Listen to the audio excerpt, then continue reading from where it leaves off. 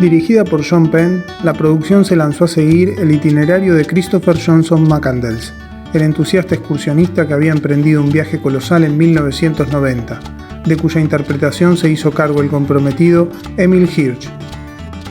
El equipo técnico, tan osado como el aventurero al que le seguían los pasos, se internó en los bosques de Alaska durante el periodo de 8 meses para poder filmar todos los climas.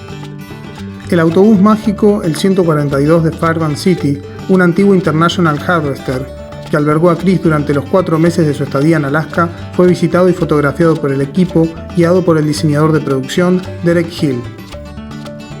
Pero el director, tal vez para evitar el impacto que pueda ocasionar en los familiares y allegados, decidió no filmar en el mismo lugar de los hechos y recrear tal espacio. Se lograron localizar 2 vehículos iguales, de 1940, de los que tomaron partes para ensamblarlas y conformar un ejemplar lo más parecido posible al verdadero. Para filmar en exteriores y obtener aquella sensación dramática de naturaleza voraz, Sean Penn contó con la presencia del director de fotografía y camarógrafo de origen francés, Eric Gauthier, quien había trabajado en diarios de motocicleta en 2004. El viaje que emprende Chris McCandless, apodado por sí mismo Alex Supertramp, como una manera de despellejarse del yo impuesto, adscripto por sus padres y reinventarse, tiene un propósito meramente introspectivo y espiritual.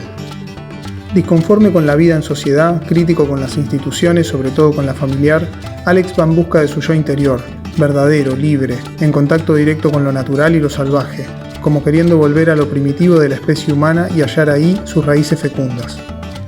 Esto nos da una pista de por qué su viaje lo ha emprendido absolutamente solo y no en compañía de un amigo.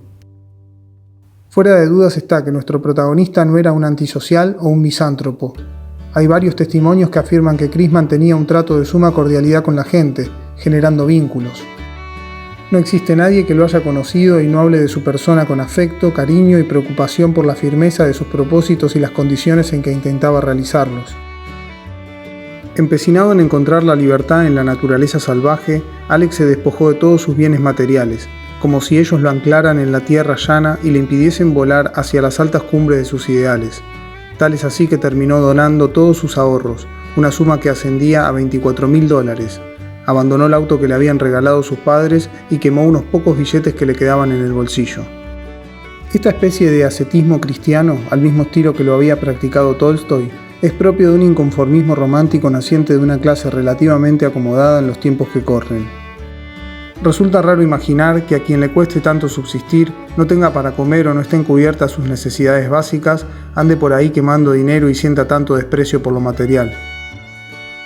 En el libro homónimo, publicado en 1996, cuya lectura se recomienda, Jon Krakauer hace un estudio pormenorizado de todos los factores que influyeron en el desenlace de semejante experiencia, siguiendo cada una de las huellas que Chris iba dejando en su camino, agotando las fuentes y recurriendo a todos los testimonios de las personas que lo conocieron.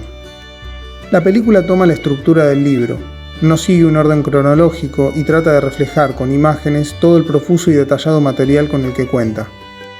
Utiliza frecuentemente la pantalla dividida o split screen y se apoya bastante en la música extradiegética.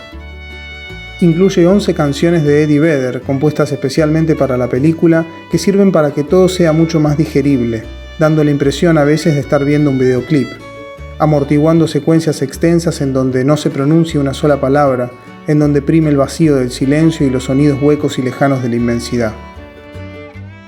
En el transcurso de los 2 años que duró su viaje, Chris ha tenido que atravesar todo tipo de situaciones y altibajos anímicos.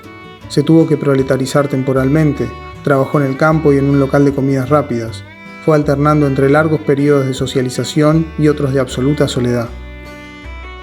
Para enfrentar el tramo final de su destino, llegar a Alaska y vivir de la naturaleza, un aspecto importante a tener en cuenta es el déficit en cuanto al equipamiento, vituallas y otro tipo de enseres, cuestión en la que insiste mucho más el libro que la película.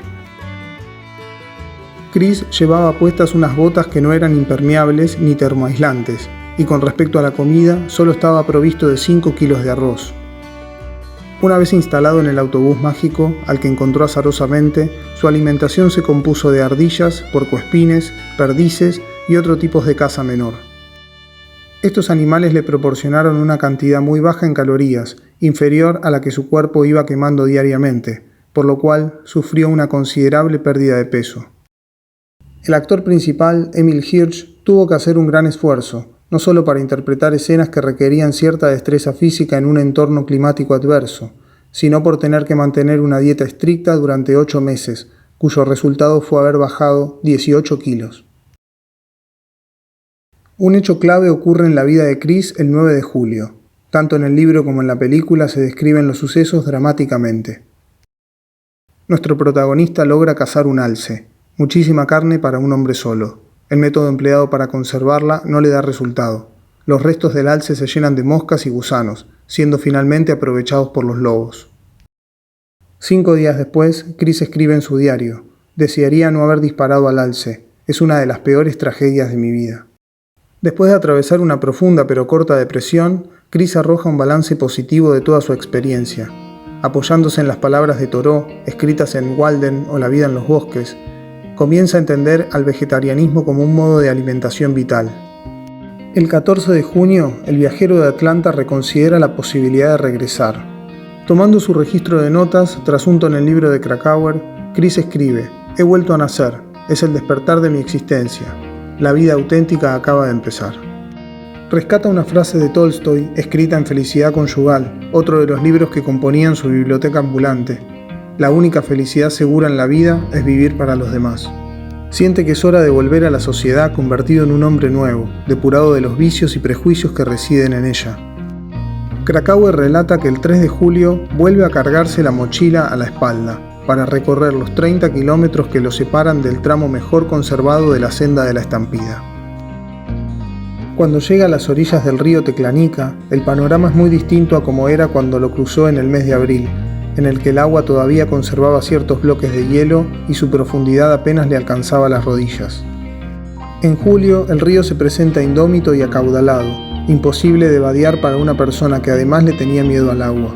Por este motivo, decide regresar al autobús mágico. Con el correr de los días todo va empeorando. Debido a la angustia y las necesidades que padecía, escribió: «La felicidad solo es real cuando es compartida». A esta altura es en donde se produce un cambio total sobre su concepción de la vida y el bienestar humano. En un completo estado de debilidad, toma conciencia de la necesidad y la importancia del prójimo, tanto para ayudar como para ser ayudado. En una hoja escribe un mensaje pidiendo ayuda al fortuito viajero que ande por esos lares y firma la nota con su nombre verdadero, Chris McCandless. Esto condensa un profundo significado.